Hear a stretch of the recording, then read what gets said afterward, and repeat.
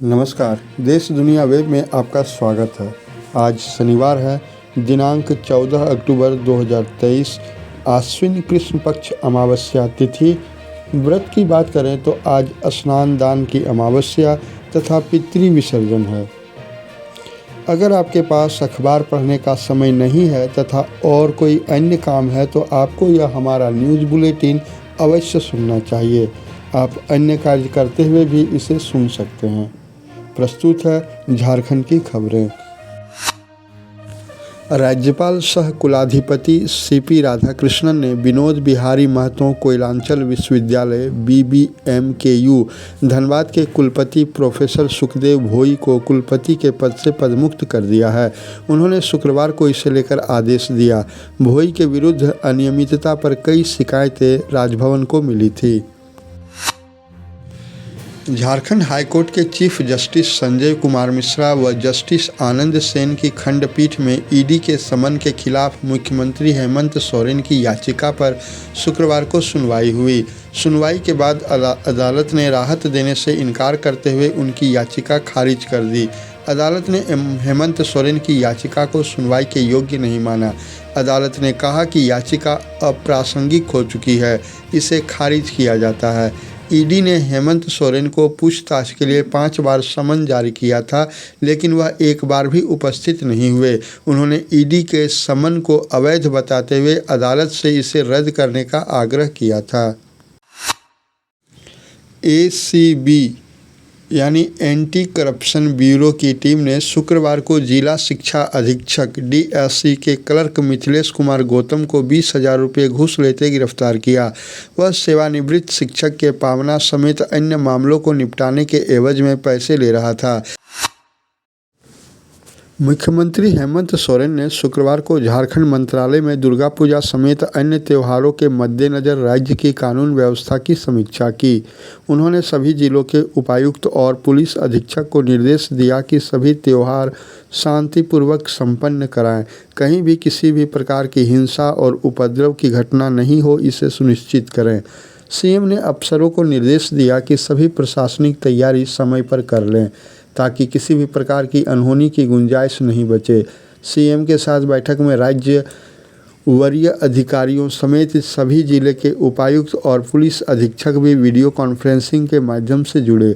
CM ने त्यौहार के दौरान सुरक्षा, साफ सफाई, बिजली, पानी, यातायात व्यवस्था, एम्बुलेंस सेवा, फायर ब्रिगेड आदि सभी व्यवस्था जल्द दुरुस्त करने का निर्देश दिया। मुख्यमंत्री ने कहा कि नदियों, तालाबों और अन्य जलाशयों को स्वच्छ रखना आज बहुत बड़ी चुनौती है। Jharkhand real estate regulatory authority ने तिमाही रिपोर्ट नहीं देने वाले बिल्डरों पर फिर बड़ी कार्रवाई की है। राज्य के 41 बिल्डरों पर 30.75 लाख रुपये हर्जाना लगाया है। इन बिल्डरों पर यह कार्रवाई लगातार तीसरी बार तिमाही रिपोर्ट जमा नहीं करने पर की गई। जिन बिल्डरों पर जुर्माना लगाया गया है उनमें रांची, धनबाद, बोकारो, जमशेदपुर, देवघर, हजारीबाग समेत अन्य जिलों के बिल्डर शामिल हैं। ग्रामीण विकास विभाग के सचिव चंद्रशेखर ने जिलों में प्रधानमंत्री आवास योजना की ज़मीनी हकीकत जानने के लिए वरीय प्रभारी के साथ शुक्रवार को समीक्षा बैठक की। सचिव ने राज्य में संचालित प्रधानमंत्री आवास योजना को जल्द से जल्द पूरा करने का निर्देश दिया। कहा कि सरकार बेघरों को घर देने की योजनाओं को लेकर संवेदनशील है। भारत सरकार के कैबिनेट मंत्री और राष्ट्रीय लोक जनशक्ति पार्टी के राष्ट्रीय अध्यक्ष पशुपति कुमार पारस शनिवार को देवघर आएंगे। राष्ट्रीय लोक जनशक्ति पार्टी झारखंड की ओर से उनके जोरदार स्वागत की तैयारी की जा रही है। केंद्रीय अध्यक्ष पारस संगठन की समीक्षा के साथ साथ आने वाले लोकसभा चुनाव पर भी चर्चा करेंगे। स्वर्णरेखा बहुउद्देशीय परियोजना बंद करने के खिलाफ दाखिल जनहित याचिका पर सुनवाई करते हुए हाईकोर्ट ने राज्य सरकार से जवाब मांगा है। 19 जनवरी तक सरकार को जवाब पेश करना है। मामले में संतोष सोनी ने हाईकोर्ट में याचिका लगाई है। झारखंड डिप्लोमा स्तर संयुक्त प्रतियोगिता परीक्षा 2023 की रद्द परीक्षा अब 18 अक्टूबर को ली जाएगी। इसमें शामिल होने के लिए आयोग की अधिकृत वेबसाइट से प्रवेश पत्र डाउनलोड किया जा सकता है।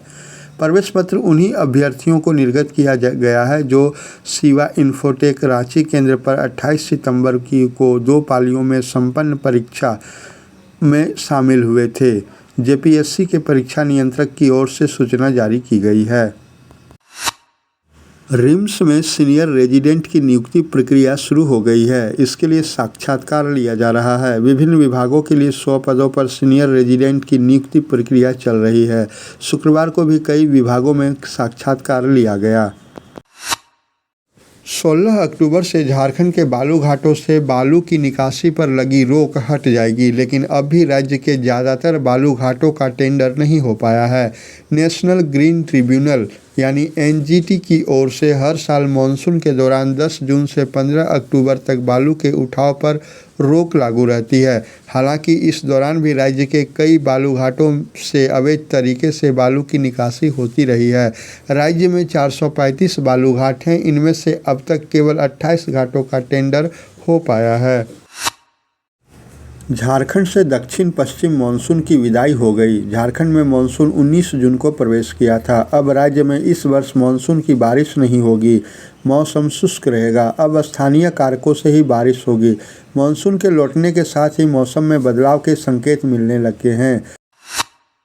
मौसम केंद्र ने पूर्वानुमान किया है कि दुर्गा पूजा के दौरान बारिश का अनुमान नहीं है। हालांकि 17 और 18 सितंबर को आसमान में बादल छाए रह सकते हैं, लेकिन इस दौरान कहीं बारिश का अनुमान नहीं है। अब तापमान धीरे धीरे गिरेगा। सुबह और शाम में ठंड बढ़ेगी।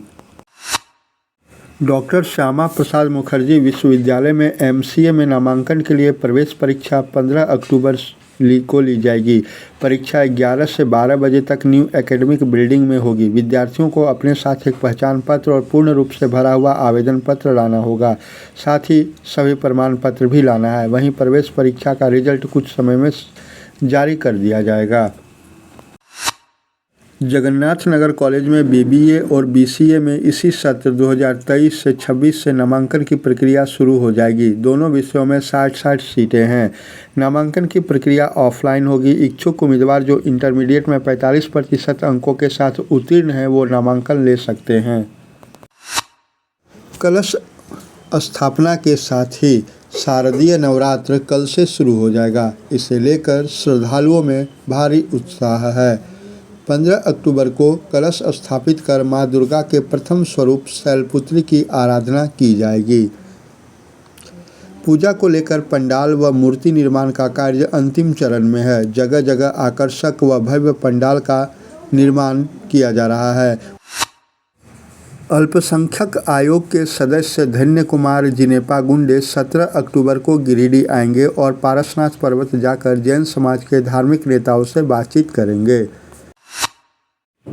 हाई स्कूल शिक्षक नियुक्ति परीक्षा में सफल 827 अभ्यर्थियों को मुख्यमंत्री 16 अक्टूबर को नियुक्ति पत्र देंगे। इससे पूर्व इस वर्ष मई में भी 3649 शिक्षकों को नियुक्ति पत्र दिया गया था। दूसरे चरण की नियुक्ति पत्र वितरण के बाद फिर दिसंबर में नियुक्ति पत्र वितरण किया जा सकता है। वर्तमान में 17,572 शिक्षकों की नियुक्ति प्रक्रिया चल रही है। शुक्रवार से देवघर स्टेशन से 2 ट्रेनों का परिचालन शुरू हुआ। सुबह में देवघर पटना ईएमयू ट्रेन को सांसद डॉक्टर निशिकांत दुबे व विधायक नारायण दास ने हरी झंडी दिखाकर रवाना किया, जबकि शाम में देवघर झाझा ईएमयू ट्रेन का परिचालन शुरू हुआ। देवघर स्टेशन में सादे समारोह में सबसे पहले बक्सर में हुए रेल हादसे को लेकर 2 मिनट का मौन रखकर श्रद्धांजलि दी गई। उसके बाद 6:50 बजे देवघर से पटना के लिए ट्रेन को हरी झंडी दिखाकर रवाना किया गया। उत्तर मध्य रेलवे में प्रयागराज स्टेशन के प्रमुख उन्नयन कार्य के लिए किए जाने वाले मेगा ब्लॉक को रद्द कर दिया गया है। इसे लेकर रेलवे ने धनबाद से होकर गुजरने वाली ट्रेन संख्या 12-381 हावड़ा नई दिल्ली व 12-382 नई दिल्ली हावड़ा पूर्वा एक्सप्रेस का मार्ग 31 अक्टूबर तक परिवर्तित कर दिया था। शुक्रवार को रेलवे द्वारा जारी नए नोटिफिकेशन के अनुसार अब यह ट्रेन अपने निर्धारित रूट से ही चलेगी। नवरात्रि मेला के अवसर पर श्रद्धालु यात्रियों को होने वाली अतिरिक्त भीड़ को ध्यान में रखते हुए रेलवे ने धनबाद छत्रपति साहू महाराज टर्मिनल, कोल्हापुर एक्सप्रेस का मैहर स्टेशन पर 5 मिनट का अस्थायी ठहराव दिया है। कोल्हापुर एक्सप्रेस मैहर स्टेशन पर रात्रि 10:35 पर पहुंचेगी और वहां 5 मिनट उसका ठहराव होगा तथा 10:40 में आगे के लिए प्रस्थान करेगी। तो यह था झारखंड के महत्वपूर्ण खबरों पर आधारित ऑडियो बुलेटिन। यह बुलेटिन सुनने तथा हमारे साथ बने रहने के लिए बहुत बहुत धन्यवाद।